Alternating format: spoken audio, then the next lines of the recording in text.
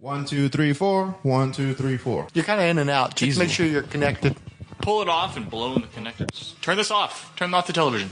It's like a Nintendo cartridge. You got to blow in it.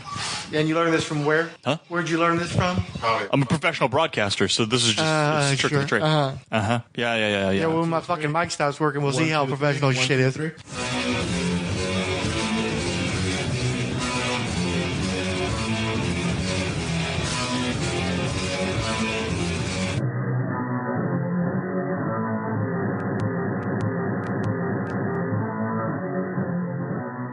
Before we get started, Sure. Why don't you guys talk about the trailers? What were the trailers? There Mummy. was Guardians of the Galaxy, Guardians of the Galaxy, which looks phenomenal. Ghost in the Shell. It looks all right. Ghost in the Shell looks awesome. Yeah, actually, yeah. That's what I think the new Harrison Ford movie. Remake. Blade Runner? Yeah, Blade Runner. I think that's what the Blade Runner should look like. A lot of that stuff came from Blade Runner. Yeah. You know, all that cyberpunk stuff was William Gibson and Blade Runner, and you know, Ghost in the Shell was when in the 90s, like the mid-90s? I think so. How far ahead was the manga versus the anime? Because it started as a manga and then it became an anime, or was it the other way around? And then when did the hentai come around? I think it was anime first. It was part of that renaissance when Akira. It was a few years after Akira. Yeah, because Akira was like late 80s, right? Gundam. Yeah. I mean, I Gundam. saw Akira when it was all in Japanese with American writing on the bottom, like they were writing the dialogue. On Back the when bottom. you're getting like dubs on VHS, Yeah, bootleg. right? Well, you'd have to go up to the college. The Otaku would have it. one of the college students who were taking Japanese would have the bootlegs, and some of them would actually like dub it themselves. So it'd be like, "Chip, what are you doing? You should really stop," because they were trying to. Right, they're trying to learn Japanese Yeah. through. Well, no, they were trying. translation. They were Well, dubbing I mean- Japanese anime with American voices. They could understand what the characters were speaking okay. of, and then they would sell you these VHS tapes for like. Okay, so what $4. you're saying is their performances of what they were very wooden. Okay, but are you sure that they were successful translations too? They may have missed a lot I of don't know. nuance, This- given that they were students and all. He didn't double check their grades, asshole. Well, you got to remember. I remember. Well, I this mean, he was- would have seen the official versions versus the version. Yeah, and then he played them side But by this- side. Come this on, is, dude. This is a time when, like, if you were going to buy a VHS copy of Akira, was like $70. I mean, they were ridiculously expensive. That was what everything cost then, Yeah. unless it was like at Walmart, you know, or Kmart or something. Well, no, They- because they had the- I remember buying Fire and Ice and Wizards for like dirt cheap at the Kroger bin. But that was because they had movies that weren't terribly successful. You know, Yeah. those movies weren't huge success or anything. And I think the Bakshi owned them, or at least there was some rights, you know, weird rights issues with those movies anyway. So those type of movies and stuff that was in the public domain, that would go in, and you could actually afford that. You could pay you know, $10 to $20 and get one of those cassettes. But everything else, especially new, would be $80 to $100 for a VHS cassette because they're all priced for rental. So the rental store was supposed to buy them and then rent them to you. Because I remember when the first time I saw it, my uncle had bought it, and we watched it, me, him, and like two of my cousins, and I was just blown away how beautiful the animation was. And On Akira. Akira. Oh, yeah. Oh, it's even to this day, it's stunning. I haven't seen it in freaking forever. I don't think I've ever even seen it in its entirety. I've seen it in its entirety. I wasn't into it. Just like I tried really hard to get into what we called Japanimation back then. Oh my god, it was. We called it Japanimation. Yeah, very little of it actually took. I appreciated the visuals. I thought it had really striking visuals, but I understand they weren't compacting like a 28 volume story, because like the epics were like 48 page square bounds, and I think they went to like 30 some odd issues of that, and all of that was supposed to be adapted into one 90-minute 2-hour movie. And a lot of times what happens too is, like you said earlier, a lot of stuff gets lost in translation. Because I've seen one version dubbed where it was the version I remember, and then I saw another version redubbed, and even parts of it sequenced correctly, because apparently for the American version they cut sequences, they moved them around a little bit. Yeah. And it made more sense, and the story had more gravitas to it.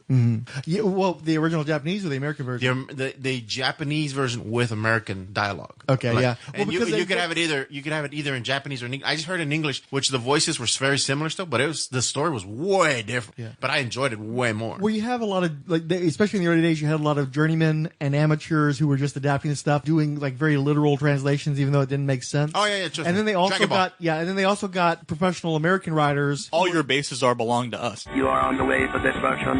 What you say? You have no chance to survive. Make your time. They would get professional American writers to figure out the nuance or to culturate it to something that we would understand, to put it in a context that we would understand. Yeah, and you've seen the movie Ghost in the Shell. That was a long time ago. I've never seen it. I've never seen it either. I've seen it. I've seen the. I even saw We're bad nerds. Well, no, I saw We're that. not And Otaku. I think I saw the. Didn't they do a sequel to it too? Yeah, or like they an did animated an series animated to it? sequel. Yeah, I think it was Ghost in the Shells. Or was it Ghosts in the Shell? I don't remember. It was a joke, like I know, I know. aliens. It was, well, it was also one of those late trailers. Like I think it came out not the trailers, late sequels that came out like 10 years after the fact. So I don't even think I own it. Like Trainspotting. I have to like rent it or something and check it out. I actually want to see that Trainspotting. yeah, I mean, the comparison I make is between Clerks and Clerks 2, which I know is probably a little bit weird. I saw Clerks because everybody would talk about Clerks, and I think I saw it probably after Mallrats because Mac here and his brother, especially his brother, we've talked about this on a podcast. Haven't we? Did we talk I about believe it? we've talked about this on a podcast. Talked that one up a lot. I wasn't into it. Then I caught Clerks on video, and I wasn't really super into that. And then for some reason, years later, I think it was Yumi and Pussycat went and saw that one, and I really dug Clerks 2. Well, I was there too. I saw Clerks 2. You were there, and I know at least because I'd never seen Clerks 1, but I saw Clerks 1. And I know a big deciding factor in my enjoyment was Rosario Dawson's bouncing breasts. But I also really like seeing those guys and those dead-end jobs 10 years later, and Kevin Smith sort of like memorializing the regular guy who just goes into his job daily and goes through the grind and tries to find the joy in that kind of work. And I'm hoping T2, as they're referring to it, which is unfortunate, I'm hoping that'll do the same thing, where we get to see what happens to these guys 20 years later. Oh, no, absolutely. They hinted at that. And give us something a little bit more profound than the sort of shit that Danny Boyle was coming up 20 years ago, because back then it was just like, let me do some cool heroin visuals, let me do some cool acid trips and bad sex. And, this chick's actually underage and blah, blah, blah. I'm curious to see if they're going to be able to show who those guys became all those years later and do that in a way that feels that believable and that is more that I can tune into emotionally in a way that I won't lie. I'm excited to go see it. Because people talked up Trainspotting so much. When I finally saw it, I was like, just like I was with Clerks. This movie actually appeals to me more. It looks like it'll appeal to me more. So, and even back then, I think it probably would appeal to me more. I rewatched Trainspotting because it's on Netflix right now. Oh, yeah? It held up for me. I enjoyed it. I knew those guys growing up. So, or versions of them. Yeah. So, probably different accents. What you think, man? But with Ghost in the Shell, I really enjoy Scarlett Johansson looking like she's naked while shooting guns. I'm so glad I wasn't sitting next to him on the screen. But it looks cool though, doesn't it? It looks it's interesting. No, actually, I thought that was the worst looking part of the trailer. Was her running around? Yeah. I actually like when they showed the geisha girl. With the that was cool. Yeah, those look cool. Yeah, her running around, I was kind of like, well, and I think all the people. Is this kind of Resident Evil? But that is Underworld. Yeah, she's jumping around. It's got an Underworld I'm vibe. a fan of one of those franchises though. I'd like to go see the movie and then watch the cartoon and talk about it. My problem though is I saw Lucy, and Lucy was terrible. Yeah, Lucy was really bad. I liked Lucy. I thought it was okay. I kind of like that ending though. The Matrix, but more stoner, more like pseudo profundity. But I like that fact where she's like, "I'm evolving beyond," and then she's turning into a tree. Or I don't even remember the ending at this point. I don't care. Hey, I don't care. Like, how about the Mummy trailer? Well, hold on. Before we go too far, since we were talking Matrix, John Wick Part 2. Oh, I'm gonna go see that shit, dude. That looked fun. I did like the first one. You didn't? I did not like the first one. I liked the first one. And I was shocked because so does he talk and act like that on purpose? Is that like the character? Yeah. Or is he really that like? He's just like angry all the time, dude. He's just fucking like. No, but he doesn't have some weird kind of way that he talks because he talks like this in the trailer. Have you not followed Keanu Reeves' entire career? But it's different than it. I think that's just the way that they edited it. They cut the trailer? He is more terse. Kill every one of them. Whoever comes, I'll kill them. I'll kill them all. Well, all I know is in the first one, he always has that very intense look every fucking minute of the movie. He's not very conversive. John Wick is not given tons of dialogue, so he doesn't talk. John S. Preston Wick Squire. But it almost feels like almost one of those what are the Frank Miller books? Like a hard boiled kind of thing. Yeah, it's like where the character doesn't speak, maybe 2 lines, and it's just kill. There's a lot of internal monologue in Sin City though that isn't in this. I don't know. I've read some issues, dude. It was like no dialogue whatsoever. Well, if you're talking about like Miho or something, yeah. But there's even a lot of internal monologue in the movies. They was just turned into voiceover. But yeah, I didn't like the first John Wick. People have said that it's kind of comic booky. The thing that reminds me the most of is Boondock Saints, which is a movie that I used to like. until all the Broheim really latched onto it. When it was something that nobody else had really heard of, and I was kind of discovering it, it was like, yeah, that's pretty cool. And then it got ruined for me because too many people like thought it was more than it was. And John Wick was no Boondock Saint. You know, it's just, to me, it feels like Neo and Morpheus are meeting again. Yeah. You didn't get a little hard when you saw Morpheus. Not after the last two Matrixes. And he said, get him a gun. Let me put it to you this way. I've yet to watch The Matrix 2 or 3 since those things came out. That's how little interest I don't have ever in watch that. them. I watched the first one. And The first one. just the first one's all you need to At see. the end, whenever he flies off, I'm like, oh, the movie's over. That's the end of it, yeah. And they play Wake Well, Up I remember by when Rachel. we walked out of The Matrix, because you and your brother and I, we saw that together. And At Hollywood. And I think I remember saying, well, he flies to the end. There's really no place to go from there. And I was fucking right. And then you saw the sequel with me and Pussycat, because remember there was people dressed like that? Oh, yeah. And I'm like, gonna shoot the theater because they fucking... Definitely stop whispering. You move away when you whisper. It's very strange. You should move away when you yell. Bad things happen when people show up all in black in a theater in the middle of the night. Didn't even like almost not let them admit them in. Like they held them up at the door for a little bit. I didn't Because think one I of them had like a looked into it. suitcase. One of them had a suitcase or something. This is a rabbit hole I don't want to go down. Oh, you mean, yeah. It's probably for the best, yeah. Can we talk about the fucking mummy already? We'll get there. But John Wick reminds me too much He's of a... still on John Wick. It reminds... I was honestly expecting him to go, but back to Ghost in the Shell. Now, the end of Wait a minute. Lucy. Remember when we first showed up and we sat down? So back to Trainspotting 2. The reason I didn't like the end of Lucy. John Wick done is done. You're not It's going to see it. too- I'm going to go see it. It's too much of a video game movie. The first one, Did you fucking just... all the dialogue was like cutscenes, you know, for the entire feature of length movie though. So I just couldn't get into it. I wanted to. I mean, I tried to get you guys to go see John Wick. You guys both flatly refused to go see it. I was really interested, and then when I finally see it, I was like, I'm glad I didn't wait. I'll for the see it. theater. I'll see it, then you and I can go see the sequel. I haven't seen the original. Okay, that was a DVD movie for me for day one. So I already knew I wasn't going to go to the theaters to go watch it. Yeah. So I saw it on DVD and I was like, impressive. Okay. So, So how about that mummy? So wait, is the next step with John Wick the John Wick Jack Reacher combo movie where they're like partners or some shit? No, but it's supposed to be a third John Wick. It's supposed to be a trilogy. I know, but what about isn't Jack Reacher the same shit, but it's Tom Cruise? Is Jack reaching John's Wick? Dude, y'all are falling flat tonight, man. What's going on? So the Mummy. What you think, Mac? Hey guys, is that the Mummy or the Suicide Squad 2? And he's back. Yeah.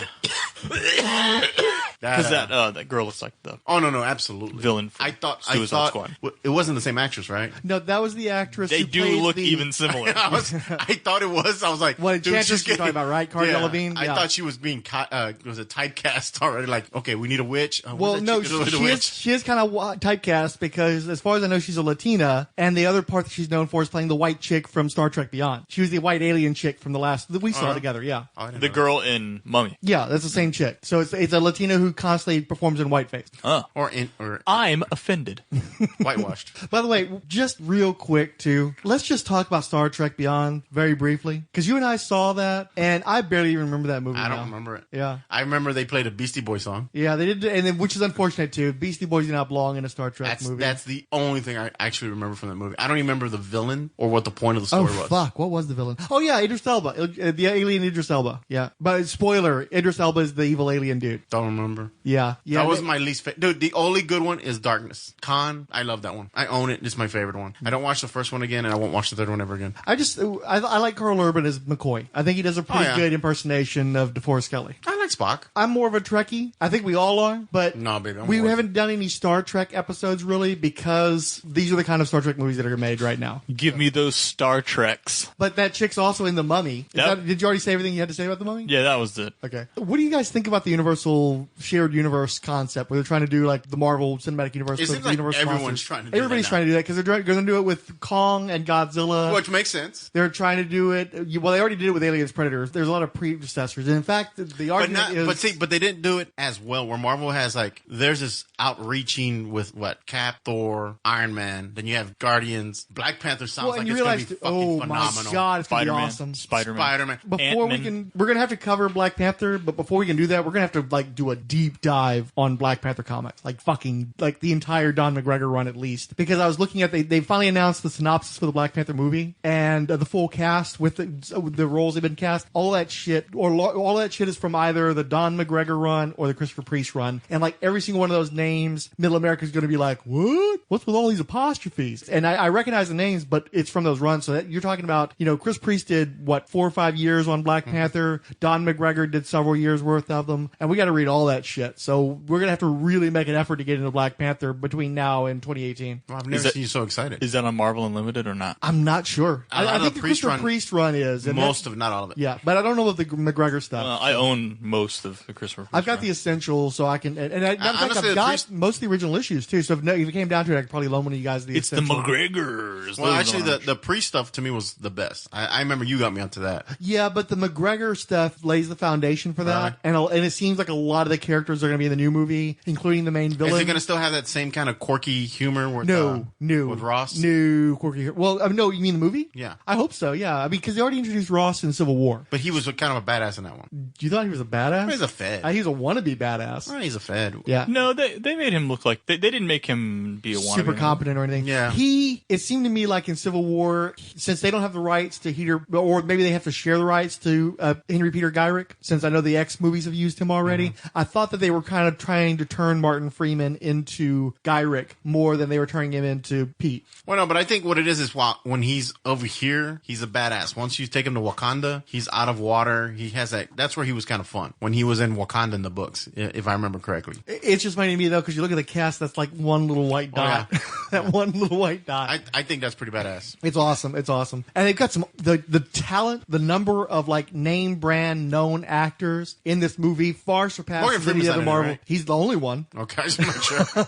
Yeah, they had no Sam Jackson that I know of that they've announced, and no Morgan Freeman. No, that's the Stinger. Oh, there's your Stinger, yeah. But yeah, no, I'm really looking forward to that. But we got way the fuck off topic. How the heck did we get to Black Panther? Dude. No, somebody brought up Black Panther. We were just talking about the Marvel universe, right? Compared to the universe of because Universal. Godzilla and King Kong are doing theirs, but they're only doing 2 movies. Yeah, Alien Predator did their movies. Yeah, Freddy versus Jason, they were always just twofers, not the scope and not the level of quality. But Universal actually did have a shared universe back in the 40s, if for no other reason than. But are these monsters going to fight each other, or is it going to be another Monster Squad? Or I think that the whole point of this Mummy movie is to set up Tom Cruise as a hero to be part of that universe. So I imagine they're going to. He's going to have superpowers, right? Because it looks like they've already established that. Yeah. This is part of the movie. I didn't like imagine that he survives the plane crash or whatever. So you don't end up in a body bag while you're still breathing. Well, when they showed that bus and he's like somehow bouncing through the middle of it. Oh, okay. I was like, oh, okay, that's not very. Well, he obviously has some sort of immortality that was bequeathed by the mummy and blah blah blah. So he's probably gonna be the male mummy.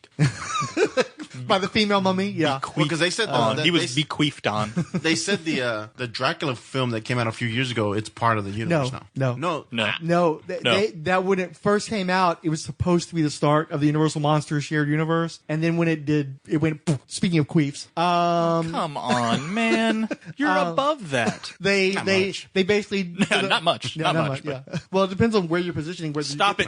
I know you're going with this. Stop it. Because it did so poorly, they just disowned it and they decided to do Mulligan. A Mummy Mulligan is what this is going to be. Okay. So they're going to start with the Mummy now. Oh, because I thought. Wait. Was Godzilla the same way then? Because Godzilla was supposed to kick off him. No. Godzilla did it. It hit, and that's why they're making Kong. And then the next one after that is Kong and Godzilla. Yeah. But that's going to be tied into the Bryan Cranston that he was in. Yeah. They're maintaining, but I don't think that was conceived to be part of a shared universe. I thought that it was. We talked about it. Did it? We talked about it when it happened. Okay. Because me and Fraggle were talking about it. Because what I've seen of Kong, it looks like it's taking place in the 70s, where Godzilla took place present time. Mm-hmm. So I'm not sure how they're going to make that work. Probably because at the end of Kong, they knock him into some hibernation, and then he wakes up probably to fight Godzilla. But why have it set in the past in the first place? Then you don't have to worry about that. See, those kind of contrivances are understandable in comics. You have to have Cap be in World War II. They've done movies where he wasn't in World War II, and it was stupid. So because of how that's set up in the comics, you have to do that. But with King Kong, there's no reason he has to come from the 1930s. Yeah. And especially if they're not going to connect to the Peter Jackson movie. So just have it be today. Hopefully it'll just be today because there's no sense in it. But my understanding is if they did do it in the past, it's because this is supposed to be a prequel that takes place before the continuity of the original movie. So I got you. It looks fantastic. I thought the Kong, but that was. I don't know if I'm going to see that theatrically. I'll see it with you. I think it looks good. I was already burned with Godzilla, so you guys go see it and let me know how it works out for you. But we didn't super enjoy Godzilla. Godzilla was terrible. Yeah, I think I liked it better than you did. You liked it better than me. I thought it was offensive. offensively terrible. So I liked it okay. We're not talking about it. We're not talking about it. Okay. Go. Which one? Get to the fucking movie. Hold on. Wait, was there any more trailers after? Who fucking cares? Well, Guardians. Well, I want to talk about the Mummy, though. So what kills me with this Mummy thing, So though, what kills me with Ghost in the Shell is back to Ghost in the Shell. I understand they're trying to do a shared universe, and I understand they're trying to do something similar to what Marvel and Warner Brothers DC Extended Universe, whatever it's called, are doing. But they're monsters. And I think that you're not going to serve yourself by trying to make superhero/action movies out of the Universal monsters. I think you need to do something that's more horror flavored, and this just looks like an action movie. Oh, yeah. And I wish that instead of getting action movie directors for the Universal monsters, they would get up-and-coming horror directors, guys who are known for doing cool, scary stuff, like Michael Dougherty, Jennifer Kent, David Robert Mitchell, Drew Goddard, or Fed Alvarez would be somebody who'd be great to do something like that. Rob Zombie, your favorite. Not my favorite by far. What are you talking about, Rob Zombie? I don't like any Rob Zombie movies. That's the joke. Oh, Please sorry. get on with I was it. about to say. Let's just get on with the movie, man. I'm done with the trip. Like, we couldn't do Rob Zombie a mummy movie would be freaking great. He'd be like, yeah! We're going all the way back. God damn you. God damn you two. I've been a zombie fan for most of my life. Rob Zombie, yeah! yeah! Yeah!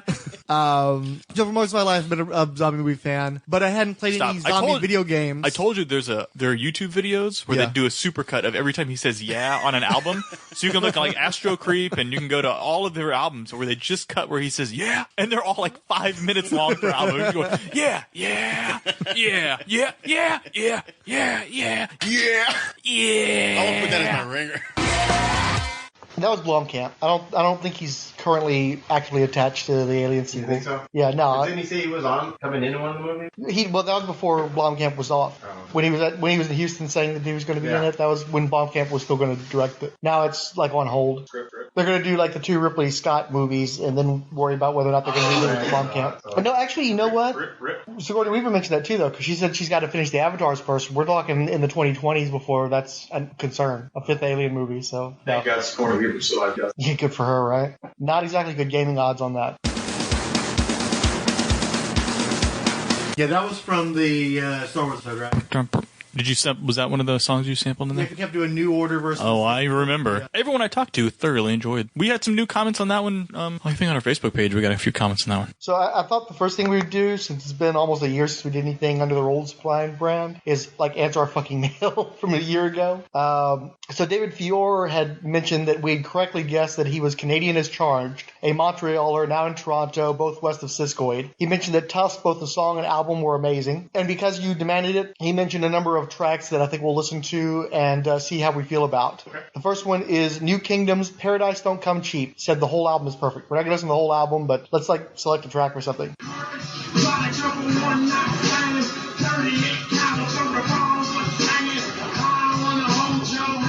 Do we have thoughts? First of all, it was not what I was expecting, but I don't remember what the context is now. Yeah. It sounds like a cross between House of Pain and Cypress Hill. Do you like it? I'd have to listen to more, but I mean, I'm a 90s hip-hop guy, so... It sounded like it was more in your wheelhouse. Sounds like Ill Communication, Beastie Boys Ill Communication era hip-hop, which is Cypress Hill, House of Pain. With some Wu-Tang in there, but... Fix it? Yeah, it's okay. The next one's going to be The Gits, Another Shot of Whiskey. Don't know why we compromise ourselves. I thought it was a common understanding. With all I've tried to help with, they tell me why. Don't end up at the end. Not a couple big ones saving at the bar. And maybe I'm getting some rest. Okay, so the first thing I was going to ask was was that a dude or a chick? And it was a chick. And she kind of sounded like if Stevie Nicks rocked a little harder. I definitely dug it regardless. Fiore also mentions that The Gits has probably the most affecting rock documentary I've ever seen. I tried to find it online. I couldn't find it for free, but maybe we can hunt around for it later on. You just played the trailer for it, though. It's kind of a miracle to meet someone like that in this life. I'm so lucky to have seen it. Mia was doing something that was unique in 1993, and it's unique today. 27-year-old Mia Zapata was a singer on the brink of making it big, but it's all over now. Zapata's body was found early Wednesday morning on a remote street in the center. Yeah, it looks very interesting. Track. Yeah. Damn. And so, what was the background that you caught on her? The singer's name was Mia Zapata. Yeah, basically she was murdered during the production of their second album. Just on the cusp, I think that was like 93, on the cusp of grunge going freaking nuclear. Yeah. I'd like to watch that documentary, though. That looks pretty cool. Yeah, absolutely. And what would y'all think of the song? I think it sounded good. I think it sounded a mix between Stevie Nicks and Courtney Love. Yeah. Mm-hmm. It sounded like what we all know is Seattle grunge to me. Mm-hmm. So I don't see any reason why they couldn't have been as popular as anybody else coming out of that. Yeah. I'm surprised. I mean, I've heard of the Gits, but I never really listened to them before. I had no real familiarity besides. I wouldn't mind hearing more. They sound like good stuff. Well, especially, I mean, if there's only 2 albums, it'd be pretty easy to investigate that. Our next clip is Bikini Kill's Carnival. This is a song about the seedy underbelly of the carnival. The parts that only the kids know about. This is a song about 16-year-old girls giving carnies head for free rides and hits of pot. Little known fact, Illegal Machine was a carny. How'd that work out for you? Besides the small fingers and smelling like cabbage. Fred, I didn't see that seedy underbelly. I feel like I really missed out now. You just had the underage girls working the booths and shit. Correct. Sorry. No fun there. So you didn't ever get to do like any of that shit like we saw in Full Moon Junction where Shellington shows up and... No, we weren't nomadic carnies. It was a fixed position. I think it's more than nomadic carnies to go through that kind of shit. So, Bikini Kill. I thought it was fine. I wouldn't mind hearing more of that. For DC Bloodlines, I do what I call undercurrent music, where it's just like songs in the background to kind of change the flow up a little bit. And I try to have the music match the character I'm talking about. And I did an episode about Anima, who was a riot girl chick, so I gave myself a crash course. As much of a bitch-caked feminist as you guys make me out to be, I never actually listened to any serious riot girl stuff. And I think I remember correctly, Bikini Kill was one of the acts I liked the best, and they had quite a few solid songs. It helps when they're a minute and a half long, too. You know, you're not going to necessarily get tired of it in that time span. But they had some pretty good stuff, so yeah, I've listened to more of their stuff. Anything fix it? Nah, I'm more forgiving on it. I remember hearing about this band, though. I don't know where, but I remember hearing the name. So the next one is just called Demi-Rep. Demirep. I don't have any songs listed or anything. I've got a YouTube address, but... This is Demi-Rep Bikini Hills with thumbs up. Oh, it's the same band with a different song. Okay. Miss Mary Mac, oh, dressed in black with silver buttons all down her back.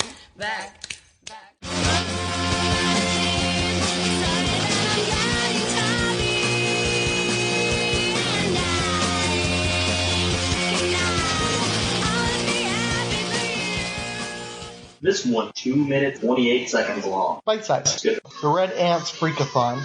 And that's actually the last one, too. The Red Ants is spelled like the relative, not like the insect. Or arachnid, or whatever it is. I forget. What is an ant? What is what? What is an ant? An ant? It's just an insect. It's just not like an arachnid or anything like that. It's not part of some overarching family.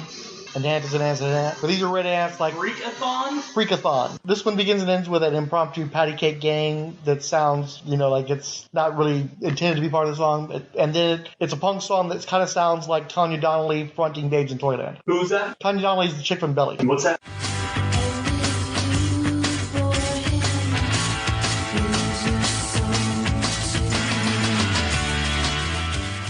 You don't know Babes in Toyland? Yeah. Like Bruce Violet?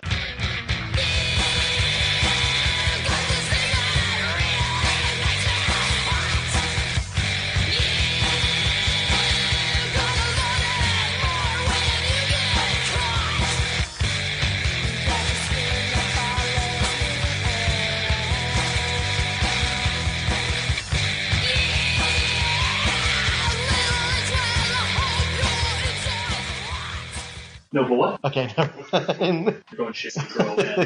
Radical, I don't know anything about. It seems appropriate, though, don't you think? Yeah, I'm trying to figure out why the fuck have you not heard of them and listened to them more? Because this sounds really up your fucking wheelhouse from the 90s, bro. Okay, yeah, it just... Like, I don't know how this isn't on a fucking Suzanne Vega Veruca song. But did you have any idea of how far apart Suzanne Vega is from Veruca Salt? I don't know how many Juliana Hetfield, Veruca Salt, Bikini Kill mixtapes you didn't make that you should have, but I don't fucking get it. So how about them Red Ants?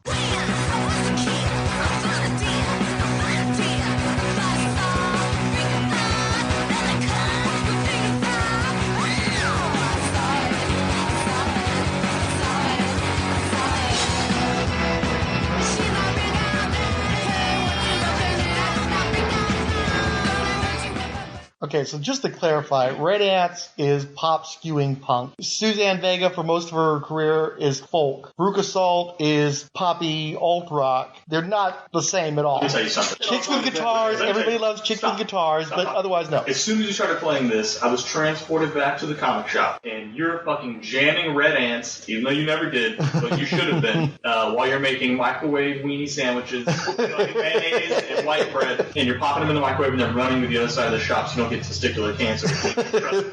Because a guy you worked with died of testicular cancer, or a guy with testicular cancer, and he always was approximately with the microwave. And I didn't know that. So, I made more of a joke of it than it was. It was funny because my partner in the shop, we'd be hanging out all of a sudden. I just run across the shop to get away from the microwave, so my nuts didn't get roasted. But I still didn't want to be near the microwave, especially at crotch level, directly in line with my boys. He didn't want to toast his weenie while he was toasting his weenie. If anything, wouldn't that have helped you out with the no kids concept? Potentially, but the whole no life part of it was kind of a downer too. Poor man's vasectomy. I didn't want a third lump down there, so.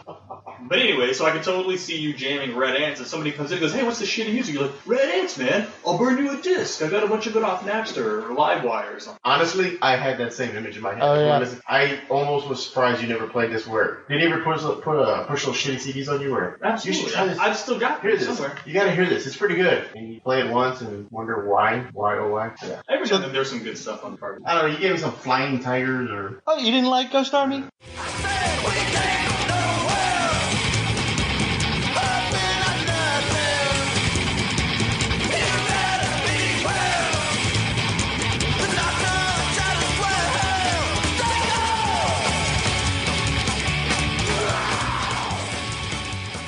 No, it wasn't Ghost Army. It was something else, wasn't it? You gave me something, the title was Tiger something. Yeah, well, I mean, that kind of rockabilly. So, yeah, it was good stuff. You don't like Ghost Army? And he always named it something. Yeah, I always named I did something random, yes. Yeah, so that's, I don't know why Red Ants. I hadn't heard of them. Why did Red Ants and Bikini Kill not make any of those? Because I feel like we missed out on that. because the dude who had even more esoteric taste than me never hooked me up with any Red Ant. That one dude that works at one of the local comic shops now? Yeah, so the guy who was like the dude in High Fidelity, where you both were Jack Black in High Fidelity and I'm John Cusack? Yes, that anyway, one. So without ever listening to Bikini Kill background hurts me. I feel like I've heard Bikini Kill. That name sounds very familiar to me. Yeah, definitely, me too. I heard of them. Red Ants I'd not heard of, no. Who were the other, who were the ones on the Grand Royale? Oh, Luscious Jackson. Luscious Jackson. You know I'm a big Luscious Jackson fan. I don't understand how on your Luscious Jackson... Well, Luscious Jackson was funk, though. I don't understand how your Luscious Jackson, Juliana Hatfield, I got a question. Suzanne Vega... Do you listen to any metal? Yeah, mostly shit that you guys. Metal. I don't even want to talk about this. You're making me curious. I just want to see what Frank thinks is metal. That's all. No, I don't even want to talk about it. But it should have been on there with fucking Suzanne Vega and fucking the Cardigans and the Cardigans were more of a lounge sound for the most part with some techno and electronica, I should say. The theme of the CD where it's got fucking 99.9 Fahrenheit degrees and fucking Red Ants, Freakathon, and then Bikini Kills, whatever that other song was. And I just feel it makes me feel nostalgic for our early years. And it's just bizarre to me that you missed this pop. Because it's not like these are some obscure Canadian bands. These are. I don't know about the Red Ants. They might be. I doubt it. Were the Gits Canadian? No. Okay. No. Were they Seattle? I thought they were Seattle. Okay. Yes. Maybe. We didn't get to watch the documentary, so. Yeah. She was wearing Louisville t-shirts, so she was definitely American. Maybe she was wearing them ironically. No, I don't think so. So, thanks to David Fiore for sending us down this particular rabbit hole. That was bad. I didn't mind any of that. So before I forget to cover this section, we got Google Plus One from Keith G. Baker on Rolled Spine 3 and 4, and the Hammer Strikes Plus One. Our episodes devoted to Jim, The Force Awakens, The Hateful Eight, and the free roaming Rolled Spine 3. As far as people who enjoyed our last episode, hashtag Truly Outrageous, were Adam Blackmoon, Ange, Art of Selfie, Charlton Hero, Coffee and Comics Blog, Comic Reflections, Darren Ruth Sutherland, David Fiore, David Golding Artist, David Gutierrez, Dead as Hell, Dead Vinyl, Dr. G Nerdologist, Fire Source, Keith G. Baker, Legiticus, Luke Dobwalker, Marvel Incorporated 2099, Michael Wagner, Odyssey Unleashed Podcast, The Phantom at Kit the Phantom, Siskoid, Steven Scarlotta, the producer of the Jodorowsky's Dune, and NYHC, co-writer of Beyond the Gates and Final Girl, Sin Alias Scarecrow, and Trekker Talk. I have some reference to Point Break here. I don't know why I did that. Do we have anything to say about Point Break? The movie? We were probably making fun of the trailer. Yeah, that might have been it. Okay, I was going to say the original one. I fucking love the movie. Yeah, but did we see... These are comments made podcasts we put out over a year ago. Oh, okay. Yeah, there are people here who are referencing podcasts that don't exist anymore. People who no longer go by these aliases. People that stop listening to us. It's a whole fucking mixed bag of weird ass shit that doesn't relevant anymore. Comments on the re-release too. Oh, did we? I didn't even touch on all that stuff yet. Was it on the Facebook page? No. You realize I don't think we even had a Facebook page at the time we did this. Well, then unless you want to bring it up on your phone. Hold on, let me look real quick. Was it on the Twitter? I don't think it was on the Twitter. Yes. I keep up with the Twitter. I don't. Oh, it was. Twitter. Not lately though. The last over the holiday, I haven't bothered with it. Didn't we just release? Well, re-released on the. We're already there. But no, the merging of the streams as the. Kyle Benning said. What did Kyle? I do remember Kyle Benning saying something. He said no Mudhoney or Screaming Tees included. Trees. Some of Lane's best stuff came off the supergroup Mad Season when he was in and out of rehab. Which one of my favorite Mad Season song is River of the Sea. Fantastic.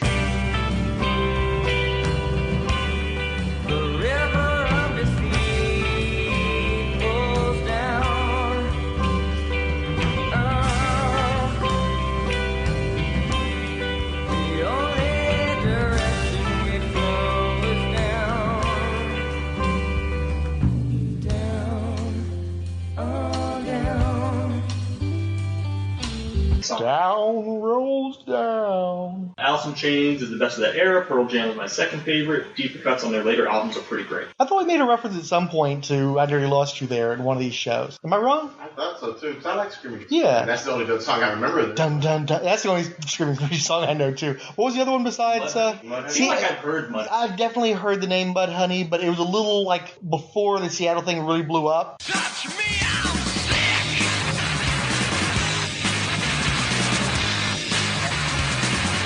What was the band that they were all in at one time? Oh yeah, Temple of the Dog. No, you know what? That might be what it is.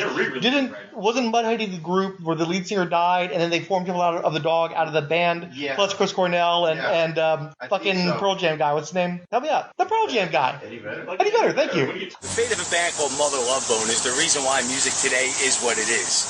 The actions of Mother Love Bone and their lead singer Andrew Wood single-handedly changed the course of music history. What these guys did in the late 80s and the very early 90s, that's the reason why what you hear on the radio is there. I had a brain fart. What can I say? I got like 4 hours sleep last night. Give me a break. That's more than enough for you. Keep on keep going. And I have my rebranded Pepsi Zero. Correctly done. Mudhoney. Was it Mudhoney? Was it Mudhoney? I want to say it was Mudhoney. Love Jones? No, you were right. It was Mother Love Bone. So what the fuck was Mudhoney? I know the name. I can't connect the song to it though. But it was Meat Puppets that Kurt Cobain did all those covers from on Unplugged. Okay.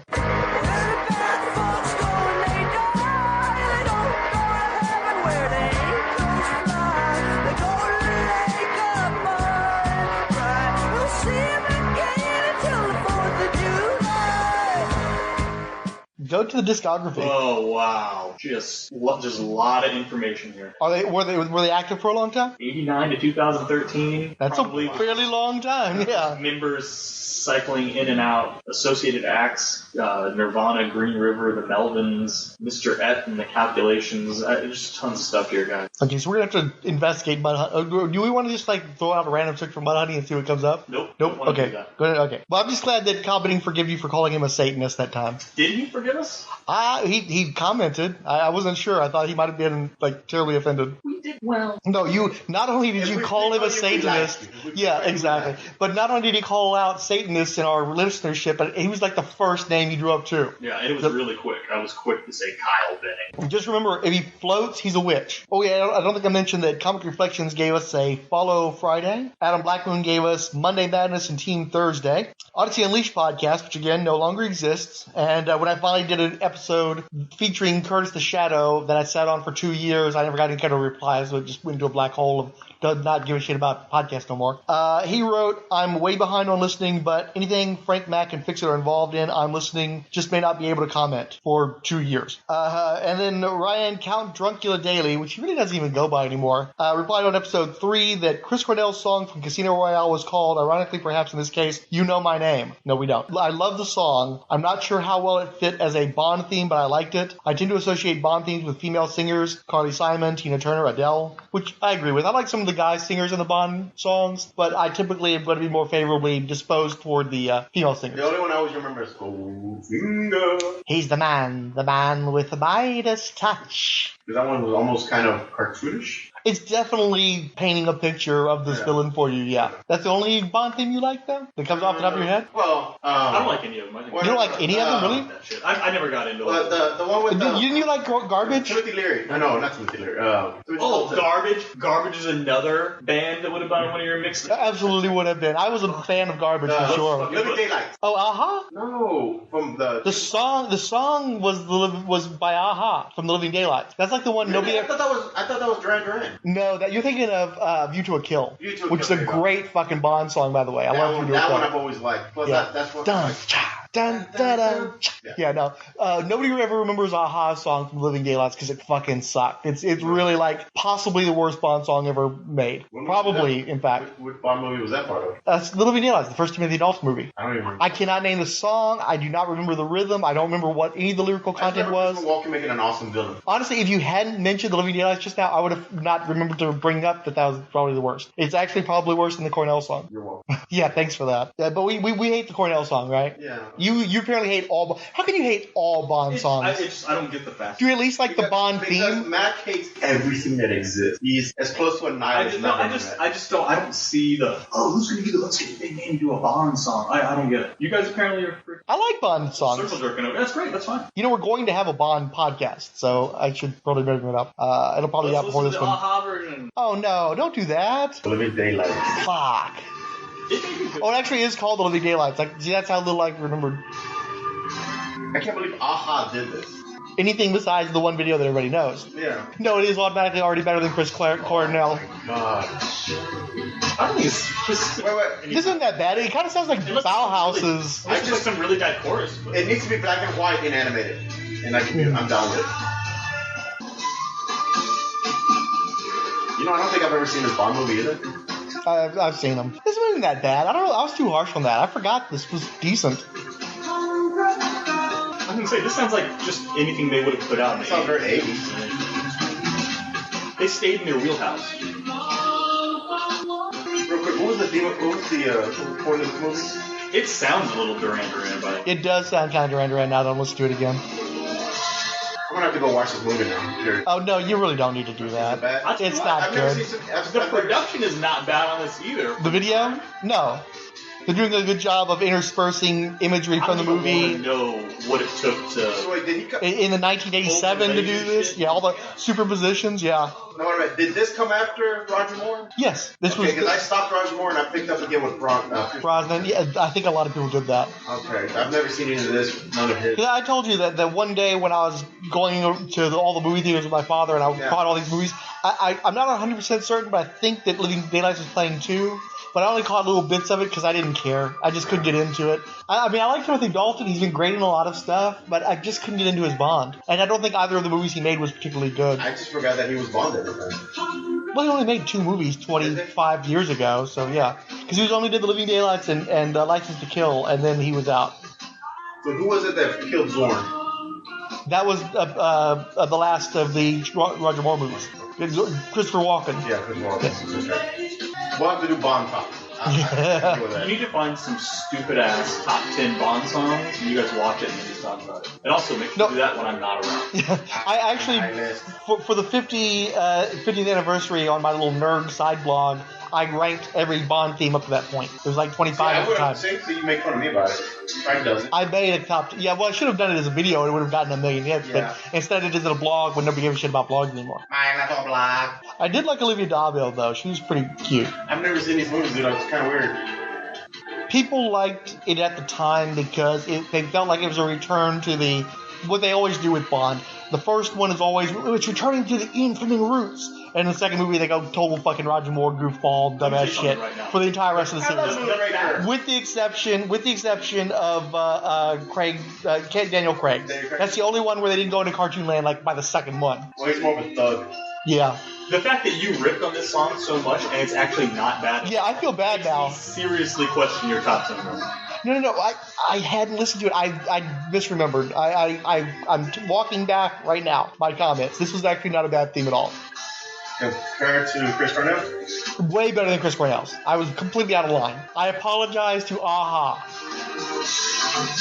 Wait, so what if there's such a strange video? I still don't give a shit about the movie. It's not, but it's better than License to Kill is terrible. But this one was okay. It was just kind of mediocre. But License to Kill is bad. Like it's like a Steven Seagal movie packaged in a Bond movie, and it's overly violent and vicious. Yeah. Oh, okay. Oh, now the song, you know what? That was another one I think was probably pretty bad. I think it was Gladys Knight who did the License to Kill song. That's another one that's like in that lost time where it's like, wait, there were still Bond songs being done? Because Duran Duran had a huge hit with View to a Kill, and then like nobody talked about Bond songs again until Tina Turner. You to a Kill. Yeah, that was a good song, good movie. Dance into the fire. There you go. Because the only Bond movies that come pop in my head are Moonraker. How would you call it? The Zorro. That's View to a Kill. We were singing the song. Yeah. But I just always refer to it as Zorro because we're walking. Yeah. Oh man, I was really hoping for a prank. Chris walking. No, not right now. It's really the only impersonation you do, and it's amazing. No. Siskoid wrote on episode... No, do this next comment like you're walking. No, I'm not going to do it. Siskoid? I can't even do it. I don't even do it. No punctuation, remember. You can't do any punctuation. Yeah, I'm not doing it. No, it's excessive punctuation in all the wrong places. That's how you do it. I always thought it was no punctuation at all. It's kind of a fine line. Remember, there would be a punctuation, you delete it, and then you just place it randomly throughout the rest of the sentence. The emphasis... The emphasis... I come on sound like Jerry Seinfeld. Ready? And... No, yeah. So Siskoid on episode 3 noted, I am not in Quebec. Them's fighting words. Even more easterly than that. I'm not one of those French Canadians. Yeah, okay. There's R&B here. So what's funny is that we were contesting that they had R&B in French Canadian areas. I'm going to say on at least 2 other podcasts, even as recent as our Son of Satan podcast, I have said that he's from Quebec. Did you? No, I don't think you did. I think I called him a Quebec. I don't think you did that. I think I remember that part. Well, yeah. Fuck. Hey, look, man. We're doing it now. We're making up for not being completely ignorant about Canadian geography by calling him a Quebecer now. Completely ignorant. And I'll own that. I just thought that since he was French Canadian, he was from Quebec. Have you been to Canada? I haven't been to. Yeah, and you've been to Canada. I'm the only one who hadn't been to Canada. So I bet you did. I didn't make it to Canada. We went to Niagara Falls, but we only stayed on the U.S. side. We never went across the border. Well, that's the only time that I came to a border and they stopped us. So I was a little surprised by that. Yeah, I don't imagine there's a ton of Mexicans in Canada, right? No. And all they did was look at us and they're like, all right, keep going. They were waving you guys in, though. It's like, no, you guys don't ever make it this far up. I was never, like, when I go down to Mexico, go So they actually did stop you. Yeah, maybe it's because you look like you're from the Taliban, though. Check their car. Did you have the fucking Taliban beard back then? Okay. Hey, if you put Mr. Fixit's facial hair together with my facial hair, we make one full beard. So I've got the mustache, and you do the mustache. I don't think he wants your mustache, though. I don't think you should want your mustache. We should. Creepy. I'm bringing the mustache back. I'm sorry. I get more compliments on my mustache than I have of any other facial hairstyle that I've ever had in my entire life. And now, these from men or women? Both. I was at my wife's doctor, and she opened the door, and before she even got "Hey guys" out of her mouth, she stopped and said, "That is a fantastic mustache. My husband's always wanted to grow in, and he can't do it." She was like, "It looks great." I think she was just looking for a mustache. I'm serious, dude. I'm serious. I have grown men will stop me and go, "I don't have the balls to grow a mustache. That looks freaking fantastic." Okay, I'm just going to say it now. Okay. Does he or does he not look like the George Michael cosplayer from Color Me Plaid? I don't know if that's Oh my god. He's got the fucking George Michael cosplayer mustache. We feather his hair a little bit. Yeah. See it. I can see well, he won't grow his hair out long enough to do the full George Michael circa 1980. Is that supposed to be an insult? No, absolutely not. Thank you. So thank you. Yeah, we watched Color Me Bad last night. That they had a faux George Michael, faux Kenny G. Yeah, the faux Kenny G. Yeah. Faux Snow. Proto Snow. Because Snow wasn't around yet, but he was definitely rocking the look. Did you say Proto Snow? Before there was an informer. We were kind of bored last night. Yeah. Oh, that's. At first I was like, well, these two lonely assholes, and then wow, I actually wish I was here. You got me with Protos. Yeah, we tried on that for a bit. Yeah. So well, yeah. Hey, Cisco, remember that guy? He's not from Quebec, by the way. There's R&B here. To me, it all sounds like either rock or pop or jazz. Doesn't feel like its own thing. That's racist. The French Canadian is racist against R&B music. R&B music sounds like R&B music, man. Yeah, it does. Yeah. Rhythm and blues. Yeah. I don't know if they have rhythm or blues in. No, I think he's trying to say like how country now is it's just an amalgamation. What are you talking about? Country? We're talking about R&B. Because country's not country anymore. It's fucking pop music. That is true. That's what I'm saying. I think that's what he's saying. It's to him, Family focused, sounds like pop music. pussified pop music. Yeah. I think that's all he's saying. But what does that country have to do with R&B? Fucking asshole. I'm saying it's the same. He's saying the same thing about R&B that you say about country. That it's not country anymore. It's just fucking pop music. He's saying the same thing with the R&B up there. But R&B still sounds like R&B. I just bought, like my father, I bought him like Frank Ocean. I bought him a bunch of stuff like Bruno Mars. None of that shit sounds. Bruno Mars just makes fucking pop music. Yeah, well, a little bit of R&B, but yeah, it is more poppy. Frank Ocean is more R&B. So you agree with this? Move on to the next. Yeah, you guys are bullshit. Okay, fine. It's not a category in French language music anyway. So the French language people do not have R&B. That's too bad. R&B is good sex and music. You would think the French would embrace good sex and music, which was another conversation me and Fixer were having last night without you. That probably was not something I wanted to talk to. Yeah, I probably shouldn't have brought that part up. Okay, so this way continues. When I say I've been all over Texas, I mean tourist stuff. Dallas, Houston, Austin, San Antone, which he specifically writes as Antone, not Antonio. Corpus Christi, somewhere in El Paso's direction, Waco, to name places I remember. I don't think I've ever been to Corpus Christi. I've been to all those other places. Corpus is nice. Just take a little vacation. Yeah. I guess Texas is big enough that people can be regionalists and claim their patch as more Texan than some other patch. You're entitled. Worst Bond theme is Madonna's Die Another Day. Others are less memorable, but that one is complete balls. Die Another Day is pretty terrible. I don't remember that one. Die Another Day. We talked about this. I think this is a repeat. I don't remember that. We talked about this. It's all techno fart bullshit. Because what was that dude? Was it Mystical or not? Mystical. The guy. Wait, are you talking about Mystical? No, this is the dude who was doing. I don't think I've ever heard that song. Pop. He was doing techno music around the same time, around the 2002 or so. Not Moby. It was some like Orbital. Right. Orbital was it? The dude's name? It's some fucking DJ who did techno fart deals. Oh, fuck us. Fuck us hard. Thanks, Siskoid. It's actually kind of a cool video though. Oh, all right. Now he's gonna turn around now. No. This song I remember plenty well enough. Yeah. No, this one I'm gonna hold to. I know this song well, but I'm saying the video is kind of cool because it's violent. Wow, you're right. This is fucking horrible. Wait, This was the beginning of a James Bond movie. Yeah, this was the one with the Halle Berry and the Asian dude with the diamonds stuck in his face. Pierce Bronson one, right? Yeah, might have been the last one, in fact. So this was her music era, right? Or not? Yeah, this was. Well, no, she did. This was after music. This was, I think, before she did American Life, which was a fucking terrible album. Like, I think she did Ray of Life, which was sort of a renaissance for her, and then Music was a really good album, and then nothing good since then. You know what this sounds? This sounds like Kesha. Yeah. I honestly don't even fucking speak ill of Kesha by comparing her to this. That's how bad this is. Kesha did a really good cover of. If you told me this was Kesha, I'd be like, yeah, this sounds exactly like Kesha. Kesha's even better than this. She's a even bad Kesha's. I can't believe they try to pass this off as a James Bond theme song. Yeah. Well, she did that Beautiful Stranger for one of the Austin Powers movies, and that was a better Bond theme than this. Well, I think every Bond theme, they lodge the movie in whatever year it comes out. Like, they want the most cliched sound of the time to be their Bond theme. But this wasn't even a sound then. No. This was This is like a really shitty 90s club music. This was a thing that somebody thought was going to be a sound, and no, this is 2000s. This is early 2000s. To go 5, I guess. What year did this come out?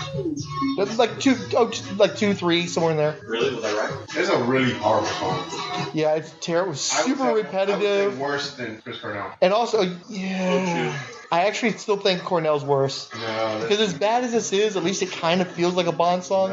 Cornell just sounded like generic bullshit of about 5 years earlier. Generic bullshit 90s club. Thank you. That was fucking horrible. I love that Madonna is such a narcissist that she wants to be both the ultimate Bond heroine and the ultimate Bond villain in the same video. I thought that was her version of the artist battling the chick that stole from everyone else. Greater on Okay, I think you're giving her way too much credit. I think that she wanted to be able to star in a vehicle where she's both the hero and the villain because because she thinks she's that awesome. So then Eternal Rage, who also doesn't listen to us anymore, will comment, don't know when I've listened to Nine Inch Nails' full album and liked the whole thing. Pretty hate machine, probably. Downward Spiral was last good Nine Inch Nails album. Damn it, Frank, now you're shitting on House of a Thousand Corpses. Everything else, meh. People like Devil's Rejects for some unknown reason, but House had Dr. Satan. Dude, it's an actual good horror movie. I enjoy Life Force a lot, actually. Hated the original. Hated the original what?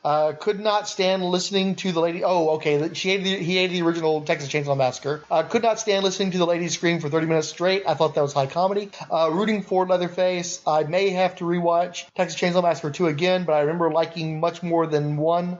Me too. I may have been too young to appreciate it. 8 or 9. Second viewing, I was older, but couldn't get past screaming. That's the one with Hopper and Mosley. Yes. Yeah, I like terrible movies, and more faults the better with them. Painfully Bad is akin to well received in my like of thinking most times. Check out Chillerama for bad. Commented. Yeah. Siskoid wrote of episode 4 on Hateful Eight, who he manages to squeeze 2 8s into that title as one word. I'm less extreme than Frank, as is proper, but I'm still with him on the absolute blow to the film. You have a character telling another story, then trying to tell it again to other characters who haven't heard it yet. Guess what, Quentin? I have. QT's weakest film in my opinion, and not nearly as good at creating tension as it thinks it is. I've kind of forgotten about the Hateful Eight since it came out.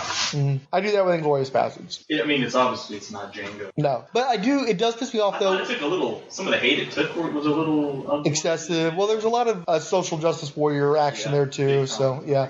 Where was the Jennifer Jason Leigh renaissance, though? You know? Everybody else in that movie is working steadily, as appearing in stuff as high profile or more so, and then her, fucking nothing. I love Jennifer Jason Leigh. It really ticks me off. Because she's a middle-aged woman, so she's not going to get the parts that everybody else is. Where's her fucking the Fate of the Furious role, motherfuckers? You just social justice warrior Frank that social justice warrior comment into a social justice warrior blank. Yeah.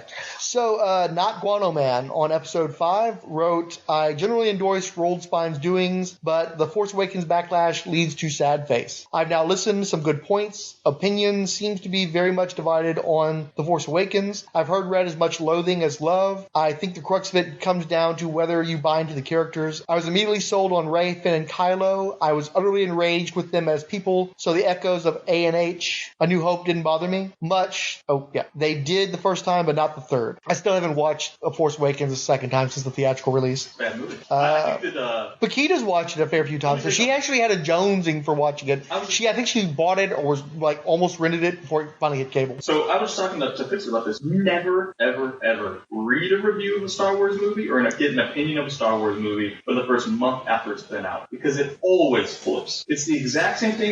Force Awakens, I bet it's probably 50-50 on whether or not Force Awakens was any good anymore. All the time I talk to were like, oh, that movie wasn't any good. But when it first freaking came out, it was nothing but people just cranking each other over how great that movie was, and we were like the only ones who were like, that movie was no good. And it's completely flipped, just like in the prequels. Now it didn't flip as hard as it flipped. Yeah, well, it was still better than the prequels. Because it was way better than the prequels. Yeah. But it just wasn't a very good movie. It was a poorly edited, bad action movie. Yeah. I think it wasn't good at all.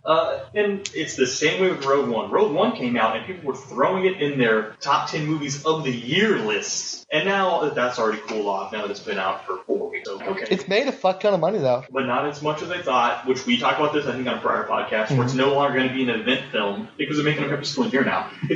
We talked about it in the instance of the Marvel movies. Well, Avengers 1 was a huge event, because they've never been done before, yeah. But now you're going to come out with an Avengers movie every freaking year. Well, every couple to 3 is what they're doing. It's going to trail off. You're not going to get the instant billion-dollar movies, because it's not a big a deal. And it's going to be the same with the Star Wars movies. You come out with a Star Wars movie every single year instead of once every decade, then yeah, it's going to chill a little bit. So yeah. They need to cool their money-making expectations off of it. Yeah. You're going to make money, but you're going to have to make more movies to make that money, because you're going to have a set audience after a while. So Force Awakens Rogue One's making a lot of money, but it's not making Force Awakens. Yeah. Well, and again, I saw Force Awakens one time. I have yet to go see Rogue One. I did it. I do intend to. It's just with the holidays and everything else, I haven't got around to it. We'll probably see it one time, and that's the kind of money they're going to make. They're not going to make Marvel money where I'm going to see a movie a couple to 3 times, which was already a weird thing for me. I've tried to dial that back some, but to cap the point, my point is that when our podcast came out and it was as negative as it was, yeah, at the time it was sort of an outlier. Yeah, we were a big time outlier. Now, not the case. Well, and the fact that we were, and also because we were criticizing legitimate points, not because we were racist and misogynist like a lot of those other critics. Right, we were like, what's a black stormtrooper and a girl doing it? That was furthest from mark. Yeah, because again, it's like I finally got around to seeing Ghostbusters, which was also like a much worse movie than The Force Awakens. Like it was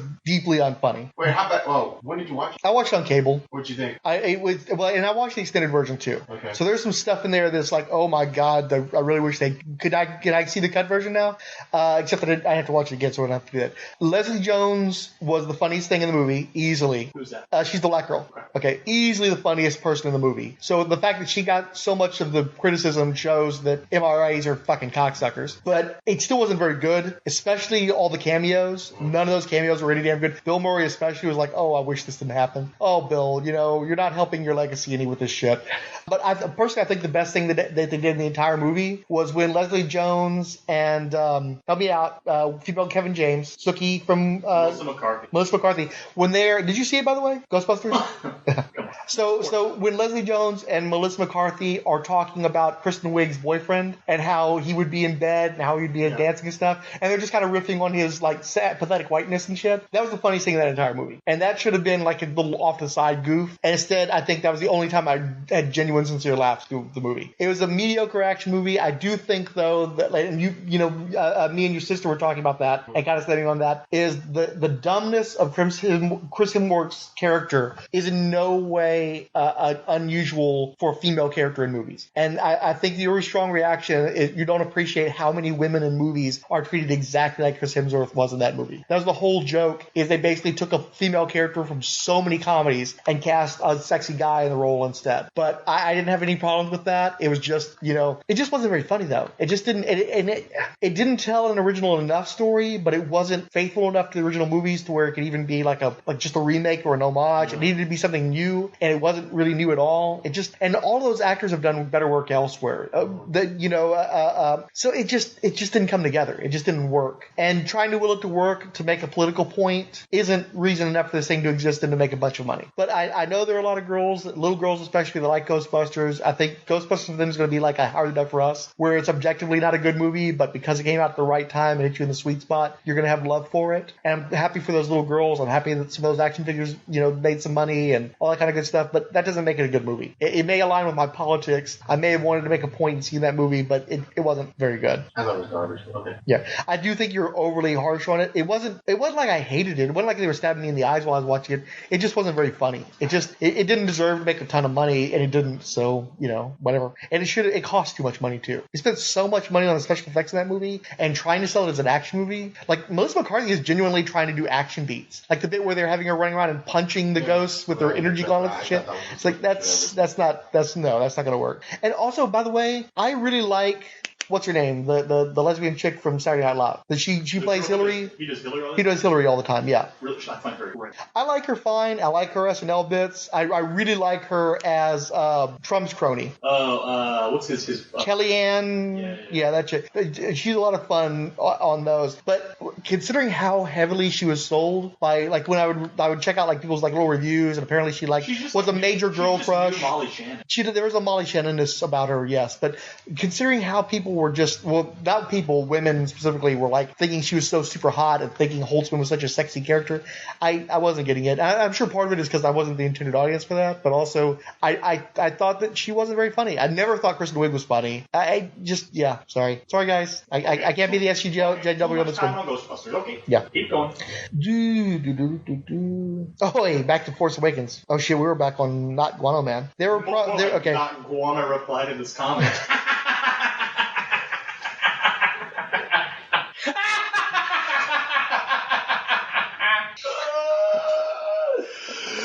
Okay, continue. There are plot problems, in particular Lightspeed, but the acting, cinematography, and emotional punches really work for me. Depends what media you see. I feel it's taken a somewhat disproportionate battering, which is at the time I thought was weird because I didn't hear that, but apparently Facebook was savaging the movie at the time. Firesource wrote, Force Awakens, before the awakening, gives an explanation why Rey can fly ships, gives an explanation why Finn can use weapons so well. He's a stormtrooper. I thought they just got better training in the modern era of Star Wars, right? all the stormtroopers were more competent in that movie than they had been previously, so I don't really have a problem with that. Charlton Hero wrote, listening to the Star Wars podcast with clenched fists, LOL. So frustrating, it's great. Very much loving the episode, guys. I love The Force Awakens, and I'm enjoying its beatdown. Fun episode. Thank you, sir. I try to keep an open mind, even when somebody's attacking something that I have love for. It's like I try to at least give them the opportunity to explain themselves. Just like there was another movie, it might have been The Force Awakens, where the guys over at Pulp to Pixel were like talking about how awesome it was. And of course, I've mentioned how the guys at Film and Water were loving the movie as well. And I'm just sitting there going,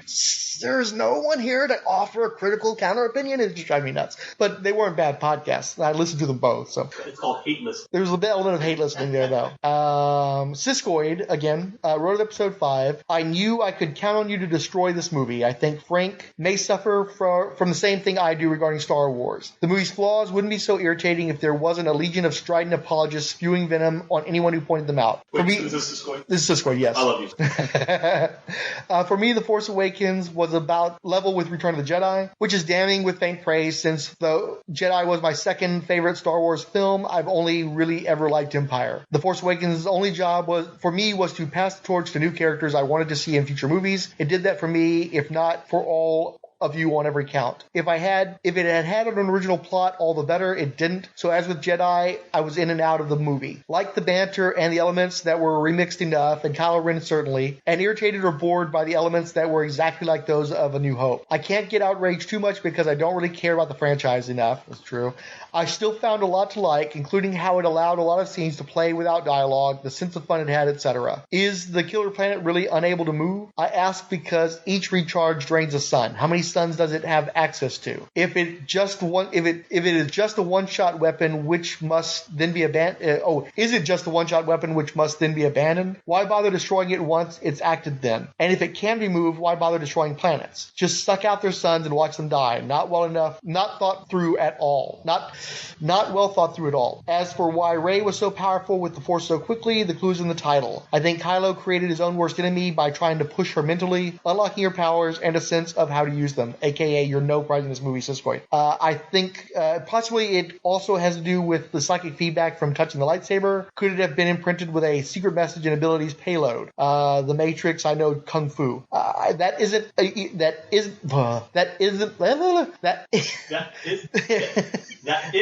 it isn't addressed. French, or what's wrong? I know, right? You all right with Voulez-vous coucher avec moi? C'est soir. Sorry, Frank just had a stroke. Let me all right, and we'll give him some bear. All right, and go. That it isn't addressed in the confines of this film is a weakness, even if Luke explains it at the top of the next one, I agree. But it didn't bug me enough. But it didn't bug me because Kylo's push was the demarcation point, and while ambiguous, made sense to me. Ryan Count Druncula Daily wrote an episode. Let me just say something. When Siskoid and Ryan, you're included in this too, you guys inevitably get kicked out of Fire and Water podcast for being lazy assholes, because it's going to happen. You guys are welcome to join our shitbox podcast network. Anytime you want to join the shitbox World's Fine Hot or Not, we'll fucking rename it. We don't even care. We'll rename it the Hot or Not Secret Origin Network. We don't even care. Come on over and be negative Nancy's with it. We appreciate that. Secret Origin doesn't exist as a podcast anymore, I should point out. It doesn't matter because these comments don't. These are comments fucking a year and a half old. Who cares? True that, yeah. Speaking of Ryan Count Druncula Daily, he wrote hilarious usage of rule of threes. Ilmac saying, shout out to Count Druncula when you mentioned me, then shout out to somebody else, finally culminating with shout out to Mace Windu. As if the fictional character. Shout out Mace Windu. Apparently you did. It's been a long time. As if the fictional character is a friend of the show, Sam Jackson, wild agent of Marvel. If only. I could do a hilariously offensive impersonation of Samuel L. Jackson that we could easily do a 2-hour podcast. I'm sick of these motherfucking crackers on this motherfucking podcast. Oh, as a matter of fact, for one of our promos, you did a hilariously offensive impersonation of Sam Jackson. Holy shit, we already did it! Yes, we've been there. Oh, and I haven't even done the Asian one yet. Oh boy, I'm going to be in trouble for that. Nightblade. Okay, so David Fiore, we already did. Okay, so finally we're going to end with Siskoid on episode 6. Obviously, this was taped before our conversation on Wild Agents. I didn't realize I used Siskoid in an episode of World's Fun. That's how long it's been. So the stuff about my accent, priceless. If I am asked to voice a nihilist, I've got it made. Shame about the Fantastic Four movie franchise.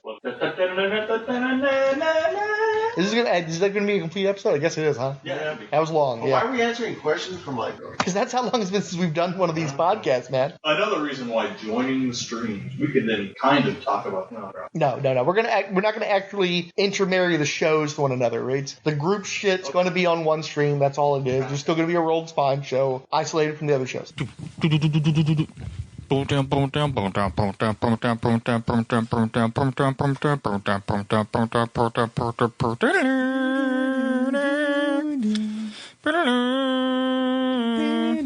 How does it feel to treat me like you do?